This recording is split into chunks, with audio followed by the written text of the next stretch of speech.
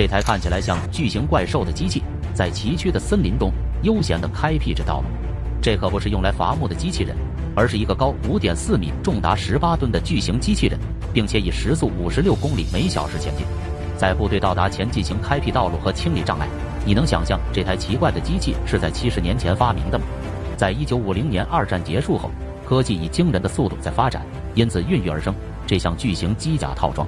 现在看到的就是这台机器的原型测试。起初诞生时并不是用来制造这台机器的，而是在原子生产武器中用来替代人处理放射性材料的工作。于是通用工程师拉克福莫泽制造了第一个可以进行简单工作的原型，使用2个简易的机械臂进行操作放射型设备。最终升级后改造成可以控制的机械臂进行与手指相连，并且毫无压力地随意举起高达60公斤的重物。为了将其运用到建筑行业，并在1965年制造了一个外形骨骼，并且可以举起重达680公斤，但这台机器重达1.5吨，因此不怎么实用。于是引起军方的注意，想要制造一台能够在崎岖陡峭的地形上行驶，并可以穿过茂密的树林，就此诞生了这台奇怪的机器。随后一直停留在设计开发和实验中，直到如今我们也没有见到这台神奇的机器。这台独特的巨型机械装甲以时速56公里行驶在森林中，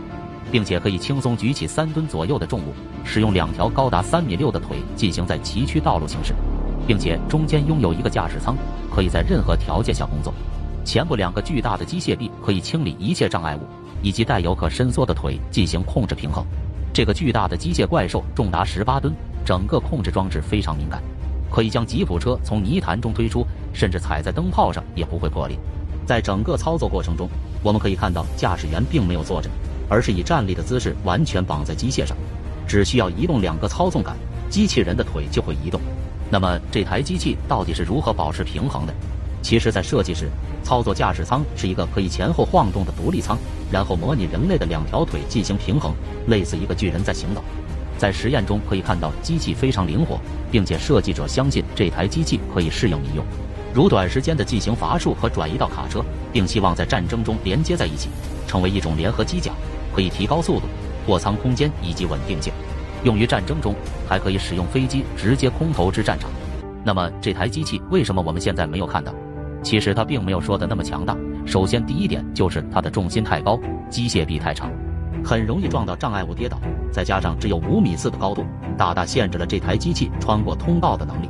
因此这种设计只是不切实际和无法运用的产品，使军方怀疑是否可行，最终只制造了一个小型实验原型，就此结束。